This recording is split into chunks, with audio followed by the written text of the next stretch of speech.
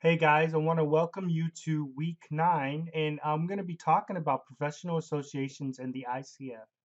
Now, the thing that I want you to think about is associations. Why are professional associations important? So, what you're going to learn is why professional associations are important, and you identify how far the ICF has come because I think that's pretty important. Early coach training meant providing people with mindset, tools, and skills to be more effective and successful. And two, training staff to support individuals in trying to be more effective and successful.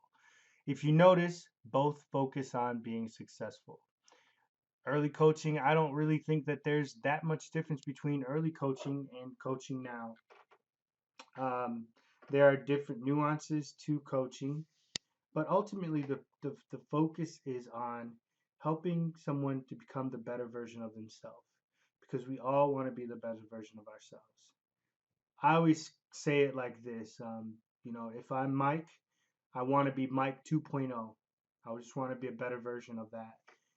That's what we seem like we're all seeking. And whether it's early coaching or coaching now, it's really, I don't think it's changed that much, but that's just my opinion on that. So let's talk about professional associations. In truth, during my coaching career, I've never really thought about associations and their power or why they're important or what's the value of them. No one ever taught me, no one ever, discussed this with me or identified why they were of strategic value. So I think it's just a good thing to think about. Actually, next Thursday when we talk, I'm going to be talking about some different associations that could be linked to helping you find clients. So if you think about professional associations, that could be very important to your marketing mix or the way that you position yourself in the marketplace to get clients. So professional associations are distinguished by the role they perform. Number one, they help unify divergent segments of the discipline, and two, provide a home for specialized interests. So if you think about, a, a professional association would be a great place to find like-minded individuals that have the same passion that you do, because then together you can sharpen your sword, so to speak. Iron sharpens iron, as they say. So let's talk about the ICF. The idea for the ICF originated with Thomas Leonard, and it was a separate thing from Coach U. He formed it as a reaction to the coaching caucus, and he formed it because he wanted control. He needed to have an association to achieve this, so he developed a coaching newsletter and he created chapters and conferences. So ultimately, you know, he formed this because he wanted to grow this coaching thing, the idea of coaching, this coaching practice into this huge conglomerate. If you think about it, you know, in the 90s and so forth, there's all these different organizations and they weren't unified. So the International Coach Federation could really bring them all under one umbrella and they could focus on streamlining their efforts and just making the coaching discipline better, because one of the things about coaching is you have different styles, different visions, different things like that, and he wanted to unify it. So Thomas Leonard's vision was to have a federation of coaches where leaders were appointed, not elected. There were no dues charged. Chapters would be established to create a place for coaches to be in conversation outside of training. So that's a good vision. So let's talk about the strategic value. Well, professional associations, what actually is their value? So Brock actually helped me understand what is the purpose of a professional association, because I'll be honest, I had no idea. I never really thought about that question and why it was important. So she says it helps shape the identity of the field, increase visibility with important constituents, promotes understanding of the field in a larger society, um, policy formation implementation, which I think that's pretty key. Just having policies and procedures and implementation, so standardizing really the industry is important for that's what a professional association can actually strategically do. Then it builds community and fellowship and continuing education. So I actually appreciated reading these, chapter 11 and assessing and thinking about professional associations because, to be honest with you, this is one aspect of coaching, and even my development that I could do better at. Joining a professional association would actually be a really strategic move for me. And really, you should think about what professional associations could you join? What professional associations could also help you with forwarding your education and just creating community?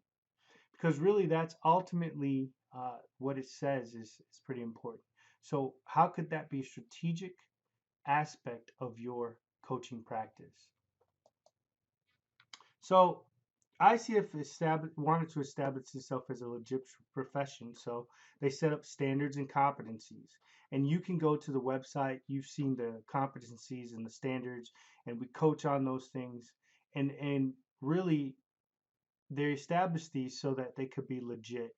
Um, and then they focus on continuing education, accreditation, and credentialing.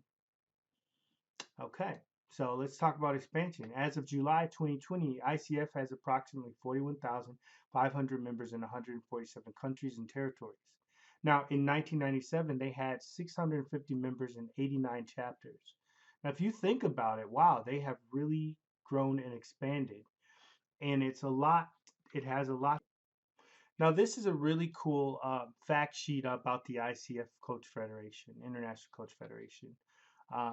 It gives some great statistics, and what I like about the ICF is that they are always providing information on they give information on how much the average coach charges, as far as executive in life.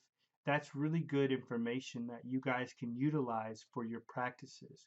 Because one thing that I've noticed is when you're doing your programs, some of you guys have underpriced. You're not even pricing with the average, like the industry average. So I think it's key for you to think about and research and identify what is the industry average. Because if your coaching pricing is below the industry average, people may wonder why is it so low. And I know you're going to say, "Oh, because I'm new," but being new, that does nobody knows that you're new unless you tell them. But you have to think about the cost of your education and all that you've put into what you're doing. So do yourself a favor, treat yourself fairly, and price accordingly to the standard because you owe it to yourself. And then the other thing that I just wanted to say is, you know, it's a good practice to really get involved in some sort of membership. It's just because it's going to help you to really develop your skills and to practice.